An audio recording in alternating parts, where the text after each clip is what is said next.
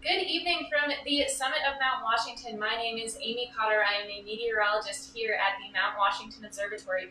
Here today to talk a little bit about what the higher summits of New Hampshire are going to experience weather-wise this weekend. I do have some bittersweet news, some bitter and some sweet. This will be my last Facebook Live as I will be moving on to work at Reed College and Mount Bachelor Observatory over in Oregon, starting in just a couple weeks. I'm very sad to be leaving the observatory, and I, of course, have had the most wonderful 2 years working for such an awesome organization. But I do have some exciting news for this Facebook Live today. So this past shift, as well as this one, has been the first week or two of our new fall interns time here on the summit. So let's give a nice warm welcome to our new fall interns, Alyssa and Antonio. All right, so our new fall interns come from, much like our summer interns, very far from New Hampshire. So Alyssa, where are you coming to us from? I'm coming from Colorado, so a bit of a move from mountains, come to more mountains. Yeah, I'm coming from Houston, Texas, so completely different weather and topography out here. Yeah, both places with very interesting weather. So Alyssa, this is your very first week. How has it been so far?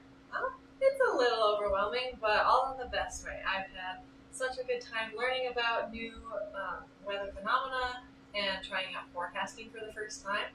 I also met Nimbus. I gave him lots of pets and cuddles, which was very exciting.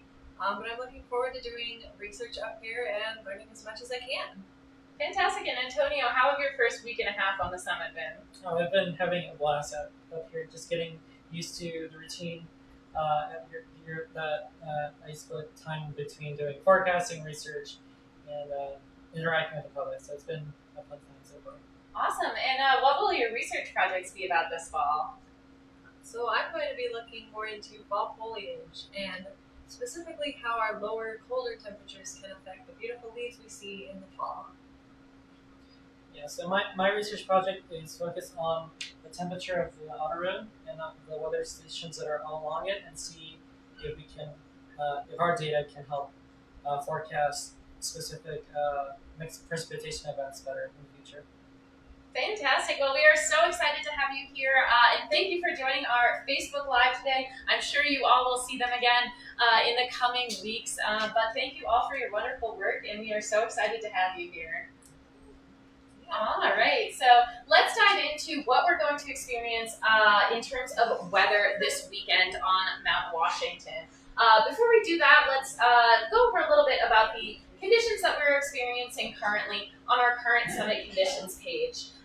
So first we have our wind speed, nice in the middle here. Our wind speed is currently right around 7 miles per hour, so it's a very calm day on Mount Washington today. Our 24-hour peak wind gust was a nice 53 miles per hour. So that happened during the nighttime hours. And then our 10-minute gust, the highest wind speed we've seen over the past 10 minutes, is not much higher than that current wind speed. It's a nice 8 miles per hour. So it's been a very calm day on Mount Washington today. Our annual average wind speed is 35 miles per hour. Our temperature right now is hovering right around 47 degrees. So that is pretty seasonally average for mid-September. So it's been a pretty average day on Mount Washington in terms of temperatures, but what has not been average is our visibility. So our visibility right now is a nice 110 miles, which means we can see 110 miles out from the summit of Mount Washington. We've had very dry and clear conditions today thanks to high pressure cresting overhead. So we've had views from the summit pretty much all day. We are in the fog about 60% of the time, so when we get days like this, we tend to enjoy them. And we can take a look at what that beautiful, clear visibility looks like on our observation deck camera tonight. You can see a couple of visitors up on the summit, a car driving up the auto road, but not a singular cloud in the sky, at least in pointing east. There are a few to our west as a trough approaches, but a very beautiful day overall up here on the summit of Mount Washington. We have had some interesting fall-like weather recently, actually. So we've had some pretty chilly nighttime temperatures, which has resulted in some mornings where we've had some frost. And actually, this is a post from quite a few days ago with our beloved Nimbus in it, and it says, Nimbus loved the sunset last night, but wasn't a huge fan of the frost this morning. So we have had some pretty fall-like weather recently. And I'm noticing now, this person commented he needs his winter coat to come in. And we actually do have a nice virgin hoodie for Nimbus that they made especially for him. So he will certainly stay warm during these chillier fall nights. But let's take a look at how this weather is going to change as we progress into the weekend. So this here is a surface analysis chart. This tells us what's going on at the surface. So those blue H's stand for high pressure systems. Like I said, that high pressure system is cresting overhead, which has resulted in these really calm winds, this incredibly clear weather. But as we can see, that high pressure is going to slide offshore, and that yellow shading marks some fog formation across New Hampshire. And as that high pressure slides offshore, we're going to have a trough crossing the region, and you'll see that trough bring a little bit of rainfall, mostly in the form of light rain showers. And then going into Sunday, we even see this cold front coming through, which might bring us a little bit of weather, but no significant rainfall this weekend. Well, let's take a look at that rainfall. So you can see that there's a low pressure system to our north that'll be dragging that trough towards the region, which is what has resulted in some filtering in of upper level moisture, some upper level clouds today. And then you'll see some rain showers start to pop up in southern New Hampshire Saturday afternoon. So this could extend up into the mountains as that trough crosses the region. And then as we move into Sunday, this map does not depict that cold front, but as that cold front moves in, it could bring a few more showers with it, particularly later in the day on Sunday. But let's take a look at that cumulative precip amount. So how much rain we might get throughout the weekend, because it's not that much. Some light rain showers shouldn't bring more than a couple of hundredths of an inch of rain this weekend. So moving into Saturday afternoon, you'll see some rain showers start to accumulate there in Coos County, where we are on Mount Washington. Then moving into Saturday night, some more rain showers. And then as that cold front approaches on Sunday, we'll see some more rain showers. And this is cumulatively throughout the weekend. So if we zoom forward to the very end of the weekend, starting Sunday night, you'll see then potentially a couple hundredths of an inch of rain, but no significant amounts, which will continue those drought-like conditions.